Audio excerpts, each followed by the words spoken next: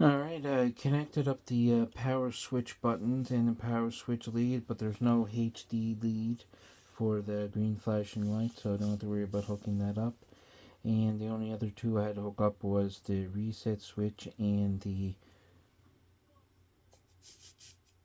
HD one, so that's good.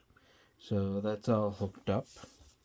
So now I'll push the rest of the wires back through the case, and then next step I will start putting the view cards in and my PCI card there, and then once we do that we'll move on to the power cable connectors. Power cable wires be the next step.